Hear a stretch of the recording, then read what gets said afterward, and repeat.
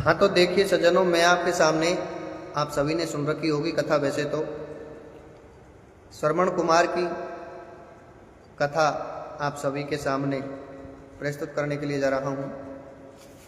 आप सभी को पता है कि श्रवण कुमार अपने माता पिता के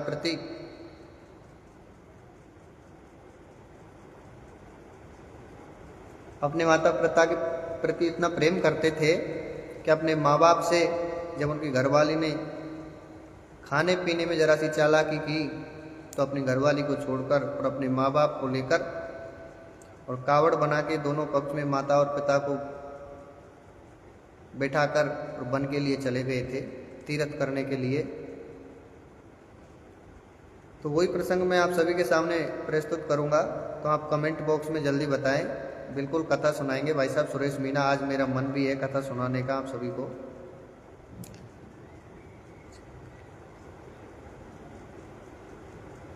चलो ठीक है केदार प्रसाद मीना, जैसा आपको अच्छा लगे, आपका समय मिले तभी आप सुन लेना, कोई दिक्कत नहीं है। अच्छा आवाज़ तो सही है सुरेश मीना, बहुत बहुत धन्यवाद भाई साहब। तो देखिए सज्जनों, श्रवण कुमार के पिताजी का नाम था ऋषि उद्याल और माता का नाम था चंद्रभगा। चंद्रभगा और उद्याल पिछले जन्म में हंस और हंसनी थे। जैसा कि आप सभी ने अनेकों गायक कलाकारों से सुना होगा कि श्रवण कुमार के माता पिता पूर्व जन्म में हंस और हंसनी थे। एक सरोवर के किनारे रहते थे। उस सरोवर के किनारे पर जब उस सरोवर में पानी समाप्त हो गया तो हंस और हंसनी आपस में विचार करते हैं, बातचीत करते हैं कि इधर पानी खत्म हो गया है, अपन को दूसरे समुद्र के तट पर जाना चाहिए। वहीं पर एक कछुआ रहता था। तो कछुआ हंस और हंसनी से कहता है कि आप तोड़कर चले जाओगे, लेकिन मेरी चलने की गति थोड़ी धीमी है, मैं धीरे धीरे चलता हूँ, तो मैं दूसरे समुद्र के तट पर पहुँचूंगा, उससे पहले ही मेरे प्राण निकल जाएंगे। देखिए सज्जनों, यहाँ से कथा की मैं शुरुआत करता हूँ। हो सकता है कुछ गाने में गलतियाँ भी हो जाए, छोटा भाई समझ के माफ़ कर देना। के एक ताल के तीर मराल बसे निज संग निसेनो बहने उचारे, ताल भयो जलहीन पिया बिन नीर के जीवन के से गुजारे। तो जी अर्धांगिनी ताल को छोड़ चले, अर्धांगिनी ताल को छोड़ चले, कोई दूसरे ताल की गेल समारे। कामिनी भूली चलो पिया जी तज ताल को दूसरे ताल किनारे। हंसनी हंस दोनों आपस में बातचीत करते हैं। हंस कहता है हंसनी से कि हे प्रियतमा, इस सरोवर का पानी खत्म हो गया है, तो हमें दूसरे समुद्र पे जाना चाहिए। वहाँ पर ये कछुआ था। तो कछुआ देखिए सज्जनों क्या कहता है हंस और हंसनी से। तो जी तट पे कमठ बोलियो सुनो रे मराल भैया चाल, मेरी मंद मोह पे चालो नहीं जावे जी। पर उपकार में मराल संग संगनी के तोड़, एक लकड़ी विपिन में से लावे जी। बीच में बैठाए के कमठ कोई उड़न लागे, दूसरे समद के निकट पहुँचावे जी। जय गणेश में गणेश माता पिता याद कर, श्रवण कुमार की कविता कथ गावे जी। हंस और हंसनी उस कछुए को एक लकड़ी के बीच में बिठाकर और दूसरे समुद्र के तट पर ले जाते हैं। देखिए सज्जनों आगे क्या होता है। इस प्रकार से और उस कछुए के प्राण बच जाते हैं। तो पाए समय बहंस बन्यो, उद्याल ऋषि भारो तपधारी। बहंसिनी राम के तात की बहन बनी भई चंद्रभगा सुकुमारी। इन दोनों के अंश से कच्छप को एक पुत्र भयो बड़े आज्ञाकारी। कांधे पे कावड़ तामे पिता और मात बिठाए चुकाई उधारी। अगले जन्म में उस हंस का उद्याल ऋषि बना। हंसनी राम की भुआ दशरथ की बहन चंद्रभगा बनी और वो कछुआ श्रवण कुमार के रूप में जन्म लेता है। और श्रवण कुमार अपने माता पिता को कंधे पर बिठाकर और तीर्थ यात्रा करवाकर वो पिछले जन्म का वो सरोवर वाला कर्जा चुकाता है। देखिए सज्जनों, जैसा कि आप सभी को पता है कि श्रवण कुमार की कथा के विषय में आप सभी जानते होंगे। श्रवण कुमार की घरवाली श्रवण कुमार के माता पिता उद्याल और चंद्रभगा से चालाकियां करती है खाने पीने में। तो यहीं से कथा की शुरुआत होती है। देखिए सज्जनों, और आगे क्या होता है, कैसे चालाकी करती है श्रवण कुमार उन चालाकियों को देखकर और अपने घर परिवार को त्याग कर माता पिता के साथ में चल देता है।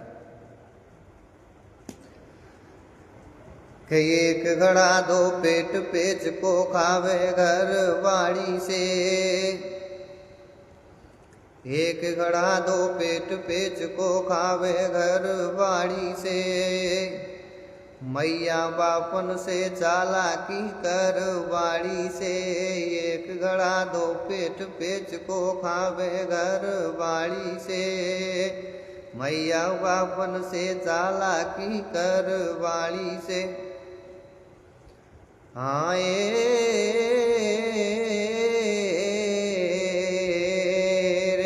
एक घड़ा दो पेट पेच को खावे घर वाड़ी से, मैया बापन से चालाकी कर वाड़ी से। तो जी मात पिता कहने लगे सुनो श्रवण दे ध्यान, घना दिन्या से रंधे रावरी आज बना पकवान, आज बना पकवान मात न्यों बोली, सुन बात मात की पुत्र जुबा जब खोली, रोजी न घर में खीर रंधे में तारी, मैं कैसे मानूं मैया बात तुम्हारी, ऐसे नहीं मानूं बातन से पहले देख लऊं आँखिन से। जब न्यों बोलो श्रवण छैया और एक दिन्या की सबर करे, जब पतो पड़े गो मैया कि मैया बोले झूठ बने जन घर वाड़ी श्याणी। श्रवण कुमार कहता है मैया से कि मैया आप कह रही हो कि हमने बहुत दिन से अच्छा भोजन नहीं किया है, हम खाटा खा के, या हमने कभी खीर नहीं देखी, कभी पकवान नहीं देखे इस घर में, तो मैं तो रोज पकवान खाता हूँ, कल देखता हूँ कि सच्चाई क्या है, आप झूठ बोलती हो या फिर मेरी घरवाली चालाक करती है।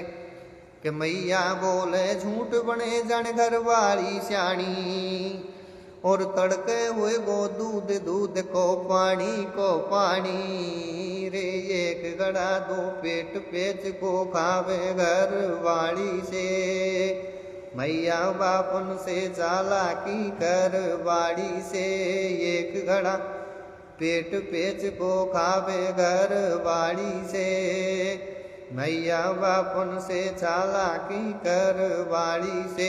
जब माता पिता श्रवण कुमार की घरवाली की शिकायत कर देते हैं, तो देखिए सज्जनों दूसरे दिन श्रवण कुमार किस प्रकार से अपनी घरवाली को खाने में चतुराई करते हुए, चतुरता चालाकियां करते हुए देखता है। कैसे देखता है सज्जनों, कह तो आदित्य कैसे जाए नैर खोटी की रोजी न्या की, और एक घड़ा दो पेट करी घरवाड़ी ने चालाकी, अभी तलक श्रवण के आगे को आई चालाकी, और मात पिता को झूठो माने घरवाड़ी कुसासी, ठाड़ो देखे श्रवण वीर, और भाई हांडी में रंधे रावड़ी, भाई में रंध रही खीर। श्रवण कुमार खड़े खड़े दिख रहे थे, एक ही घड़े में खीर रंध रही थी और उसी घड़े में रावड़ी रंध रही थी।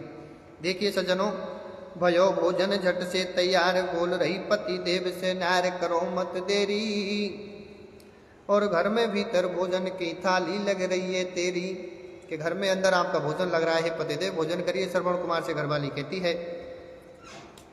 तो घरवाड़ी ने करो इशारो, और ए जी ओ जी प्राणनाथ भोजन तैयार तुम्हारो,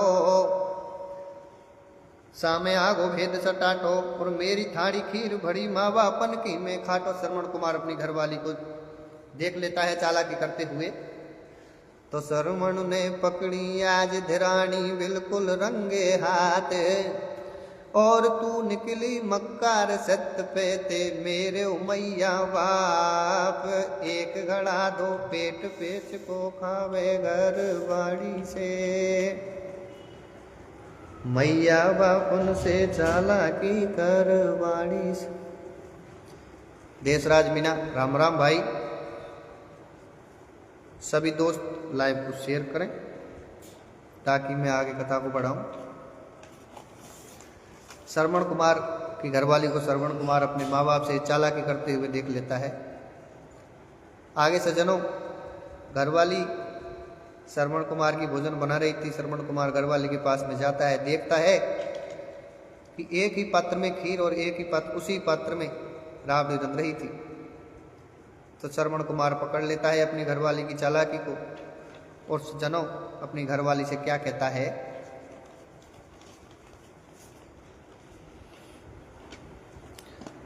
जब श्रवण ने गिरा उचारी, जब श्रवण ने गिरा उचारी, अब नहीं चाहिए मोकू नारी, ना मोह चाहिए घर परिवार, और सब दुनिया से बड़ो बतायो माँ बापन को प्यार, नार तो बार बार समझाऊं मैं नहीं लौट भगत घर आऊं। और क्या कहता है, हे रे मोकू ना चाहिए, मोकू ना चाहिए तो जैसी घर बाड़ी रे, मैया बापन से चालाकी कर बाड़ी रे, हो मोकू ना चाहिए तो जैसी घर बाड़ी रे, मैया बापन से चालाकी कर बाड़ी रे। वो सीधी शादी मैंने जानी तू निकली मक्कार, सीधी शादी मैंने जानी तू निकली होशियार, तू निकली चालाक और पतो नहीं कितने दिन से दुख पावे, मैया बाप तेने मांगी जे दुआई तो पूसाड़ी रे, मैया बापन से चालाकी कर बाड़ी रे, वो पूना चाहिए तो जैसी घर बाड़ी रे, मैया बापन से चालाकी कर बाड़ी रे। अब नहीं बात बची कछुआ की, और अंधे मैया बापन से तन खूब करी चालाकी, तेरे देख लिए सब धंधे मैया बाप हमारे अंधे, तो को नेक शर्म नहीं आई, तू निकली चालाक लोगाई, कैसे करूं भरोसो तेरो, यो विश्वास टूट गयो मेरो। तो अंधे मैया बापन से चालाकी करवाड़ी, और खीरन को खाटो करे तजी श्रवण ने घरवाड़ी रे, एक गड़ा दो पेट पेच को खावे घर बाड़ी से, मैया बापन से चालाकी कर बाड़ी से, एक घड़ा पेट पेच को खावे घर बाड़ी से, मैया बापन से चालाकी कर बाड़ी से। श्रवण कुमार अपनी घरवाली से झगड़ा कर कर घर से जाने की धमकी दे देता है। और देखिए सज्जनों, घर से जाने का पक्का विचार बनाकर और एक खाती के पास में जाकर अपने माता पिता के लिए कावड़ बनवाने के लिए जाता है। और देखिए सज्जनों किस प्रकार से कावड़ बनाने का निवेदन करता है, खाती से क्या कहता है सज्जनों। छोड़ो घर परिवार श्रवण ने छोड़ी खास लगाई, और खाती का से बोलियो कावड़ इसी बना दे भाई, मैं मुँह मांगे दऊं रुपया कावड़ इसी बना दे भैया, जे नहीं आज तलक बन पाई, बामे बैठे बाबुल माई, आगे चाय करे रघुराई, कावड़ खाती पे बनवाई। खाती कैसे कहता है कि अरे भैया खाती, आप एक ऐसी कावड़ बना दो जिसमें बिठाकर मैं मेरे माँ और माँ बाप को और तीर्थ धाम की यात्रा करवाने के लिए लेके जाऊंगा। आगे चाय करे रघुराई, कावड़ खाती पे बनवाई, कावड़ लेर गेहन आयो, मैया बापन से बतलायो। घर पे कावड़ लेकर आता है, माँ बाप से क्या कहता है, कावड़ जड़ दई खाती काने, और पक्को निर्णय ले लियो श्रवण कोई की नहीं माने, घर में माता पिता को प्यार छोड़ दियो सारो घर परिवार। श्रवण ने मन में करी पुत्र को फर्ज निभाऊंगो, श्रवण ने मन में करी पुत्र को फर्ज निभाऊंगो, जामिन को पियो दूध दूध को कर्ज चुकाऊंगो रे, एक गला पेट पेच को खावे घर बाड़ी से, मैया बापन से चालाकी कर बाड़ी से, एक गड़ा दो पेट पेच को खावे घर बाड़ी से, मैया बापन से चालाकी कर बाड़ी से। देखिए सज्जनों, अपनी घरवाली को त्याग कर और खाती के पास में जाता है, खाती से कावड़ बनवा लेता है। कावड़ बनवा के वापस घर आ जाता है और अपने माँ बाप से घर को छोड़कर और तीर्थ यात्रा जाने के लिए किस प्रकार तैयारियां करता है, क्या होता है सज्जनों आगे। कावड़ लेर गेहन आवे मैया बापन से बतड़ावे, कावड़ लेर गेहन आवे मैया बापन से बतड़ावे, मलमल के स्नान कराए शीश पे चंदन तिलक लगाए करी तैयारी, और कावड़ में बैठाए दोनों बाबुल और मेहतारी। बढ़िया स्नान करवा के चंदन तिलक लगाकर और अपने माँ बाप को लेकर और घर से जाने की तैयारियां करता है। लेकर चल दियो श्रवण छैया। और एक पक्ष में बाबुल बैठो एक पक्ष में मैया। वन में पहुंचे तीनों प्राणी, वन में पहुंचे तीनों प्राणी। और प्यास लगी मैया को बोली बेटा पा दे पानी। पानी बीत गयो बर्तन में, श्रवण सोच करे न्यो मन में। पानी बीत गयो बर्तन में, जब न्यो बोलियो श्रवण छैया। बरगद की छाया में दोनों बैठो बाबुल मैया।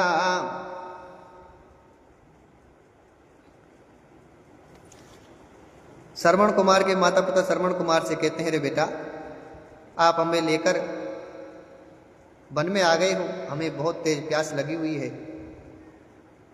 हम पानी पीना चाहते हैं। तो श्रवण कुमार कहता है हे मैया हे पिताजी आप इस बरगद के वृक्ष की छाया के नीचे बैठो और मैं आपको अभी पानी लेकर आता हूं। तो श्रवण पक्को रुपयो मात बापन का ऑर्डर पे। तो श्रवण पक्को रुपयो मात बापन का ऑर्डर पे। और बिकट बनी के बीच पहुंच गयो एक सरोवर पे। रे एक गड़ा दो पेट पेच को खावे घर वाड़ी से। मैया बापन से चालाकियों कर बाड़ी से। एक गड़ा दो पेट पेच को खावे घर बाड़ी से। मैया बापन से चालाकी कर बाड़ी से। बिकट बनी के बीच में एक सरोवर पर पहुंच जाता है। देखिए सज्जनों सरोवर पर जाकर जैसे ही पानी भरने लगा तो सरोवर की रखवाली करने के लिए दशरथ वहां पर खड़े हुए थे। और दशरथ श्रवण कुमार के तीर दे देते हैं जैसा कि आप सभी को पता है। तो आगे देखिए सज्जनों क्या होता है। तो जी श्रवण ठाड्यो ताल पे, वो जी श्रवण ठाड्यो ताल पे। और इत ठाड्यो भूपाल। और बाण धनुष कर में लिए तो है श्रवण को काल। तो जी है श्रवण को काल पात्र जब जल में दियो डुबोई। और राजा करे विचार, और राजा दशरथ करे विचार। ताल पे बसे जानवर कोई, भूप ने दियो तैन के बान। और चीख सुनी जब भजो मार दियो निर्दोषी इंसान। निकट जब श्रवण के आयो भूप श्रवण से बतलायो। बता दे भैया तेरो नाम, सरोवर पे का तेरो काम। तो देखिए सज्जनों श्रवण क्या कहता है दशरथ से। बोल रहो श्रवण छैया। श्रवण कुमार कहता है कि अरे राजा बोल रहो श्रवण छैया।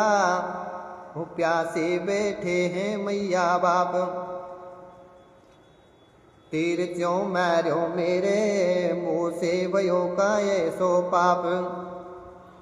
पिपासा लग रही उनको जाके पिला दो पानी। आप बैठ बड़ की छाया में करते मिलेंगे हरि को जाप। देखिए सज्जनों दशरथ जैसे ही अपने माता पिता के लिए पानी लेने के लिए श्रवण कुमार सरोवर पर जाता है, उस सरोवर की रखवाली कर रहा था राजा दशरथ। दशरथ को मालूम चला सरोवर में जैसे ही उसने अपना बर्तन डुबोया, कमंडल डुबोया, तो जो कमंडल के डूबने की जो पानी की बुलबुली की आवाज आई, उस आवाज से एक शब्द भेदी बाण और दशरथ चला देता है।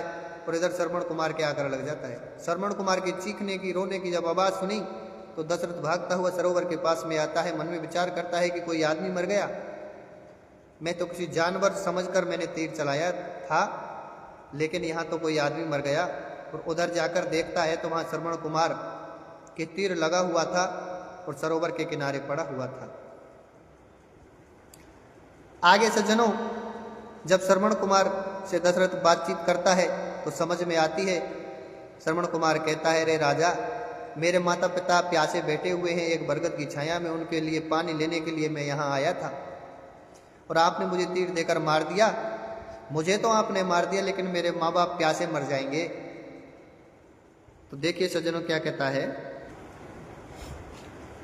श्रवण कुमार राजा दशरथ से कहता है कि राजा मेरे माँ बाप बरगद की छाया में और भूखे प्यासे बैठे हुए हैं उनको जाके आप पानी जरूर पिला देना।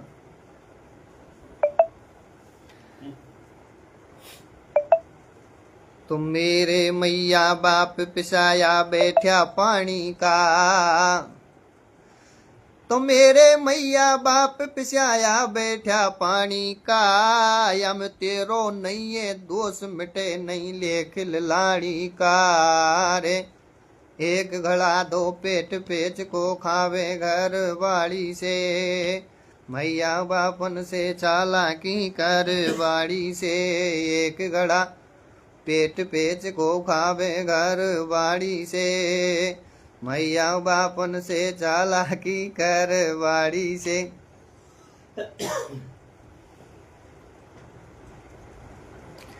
और देखिए सज्जनों, सरमण राजा दशरथ से क्या कहता है कि निर्दोषी के तीर दियो, ओ निर्दोषी के तीर दियो राजा जी तेने काया में, और मैया बाप पिसाया बैठा बड़ की छाया में। निर्दोषी के तीर दियो राजा जी तेने काया में, मैया बाप पिसाया बैठा बड़ की छाया में। निर्दोषी के तीर दियो राजा जी तेने काया में, मैया बाप पिसाया बैठा बड़ की छाया में।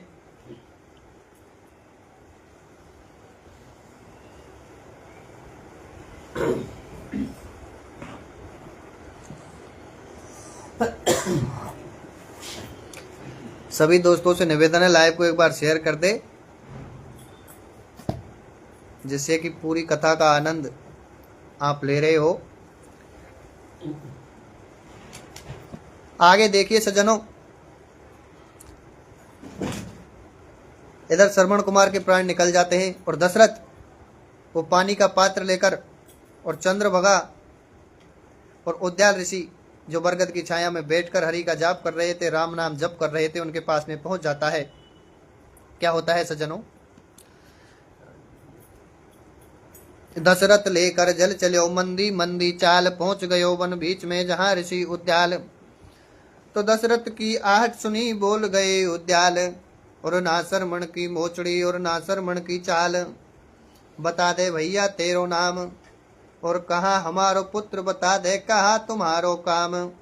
बोल रहे हो मुनिवर से भूपाल, और मेरे कर को तिल बढ़ो तेरे शरमण को कार काल।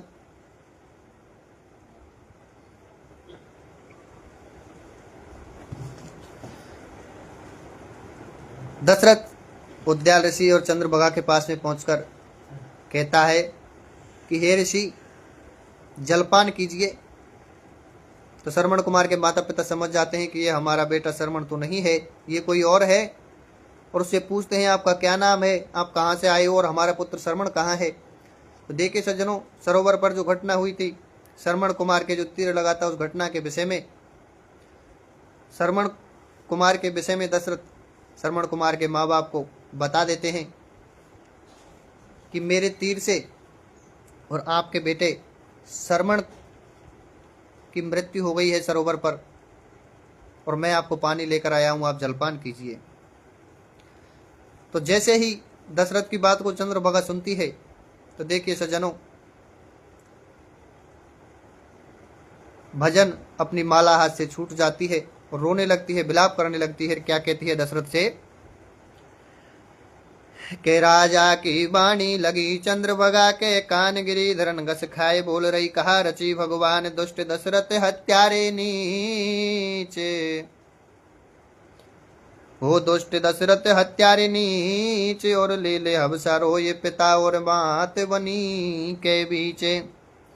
पड़े को कर रही है मैया, और ले ले जन्म हजार, मिले नहीं श्रवण सो छैया।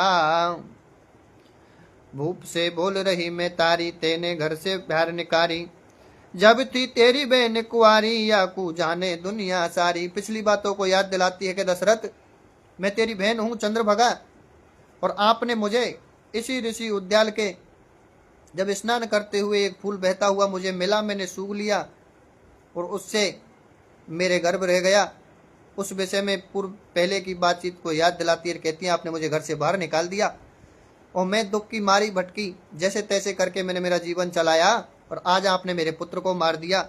देखिए सज्जनों और क्या कहती है दशरथ से,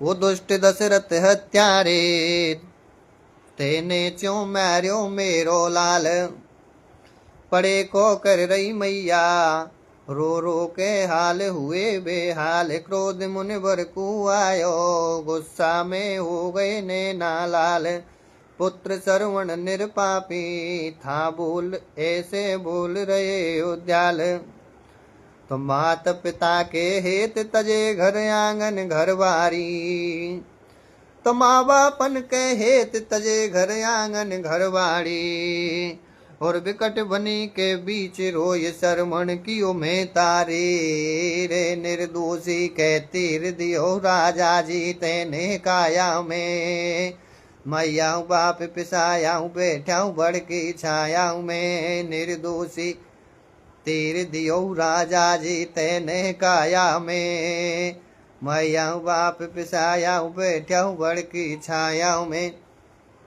श्रवण कुमार की मैया दशरथ से कहती है, अरे दशरथ, आपने पहले मुझे घर से भगा दिया, जैसे तैसे करके मैं मेरा जीवन यापन कर रही हूँ, आंखों से अंधी हूँ, मेरे पति देव अंधे हैं और हमारे बुढ़ापे का एक सहारा था हमारा बेटा श्रवण, उसको भी आपने तीर देकर मार दिया।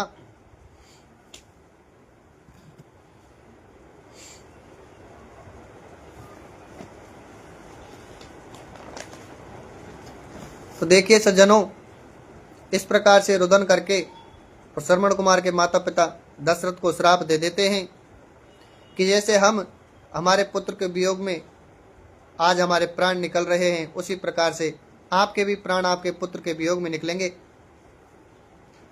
आगे चलकर देखिए सज्जनों, आप सभी को पता है कि राम को वनवास मिला 14 वर्ष का, और राम के वनवास जाने के बाद में दशरथ की मृत्यु हो जाती है अपने पुत्र के वियोग में।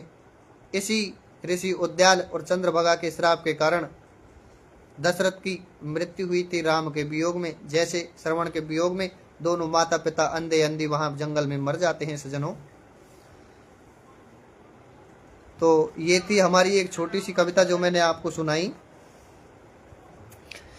कि करता करे न कर सके और गुरु किए सब होए, सात खंड नौ दीप में गुरु से बड़ा न कोय, गुरु गोविंद दो खड़े का के लागू पाए, बलिहारी गुरु आपने गोविंद दियो मिलाए, तो गुरु पद रज मस्तक धरूं गुरु रूप भगवान, और प्रथम गुरु माता श्री को बारंबार प्रणाम।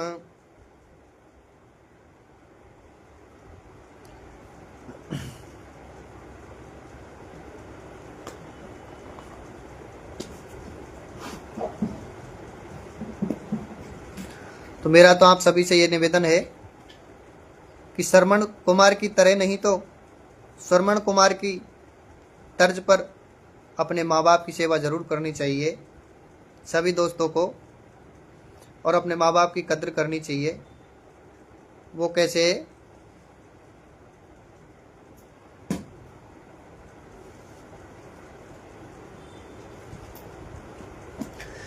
कयो छो में ते बोले यो ने गोड्या जन बाड़ी से, ओ बेशक प्यार करो भाई लाघार बाड़ी से, ओ छा में ते बोले यो ने गोड्या जन बाड़ी से, बेशक प्यार करो भाई लाघार बाड़ी से, ओ छो में बोले यो ने गोड्या जन बाड़ी से, बेशक प्यार करो भाई लंगार वाड़ी से, तो दिल दुखे गो यार मात को खोटी बातन से, और सदा प्रेम से रहो तुम्हारे मैया बापन से, रे यो छो में बोले यो ने गोड़ा जन बाड़ी से, बेशक प्यार करो भाई लंगार वाड़ी से।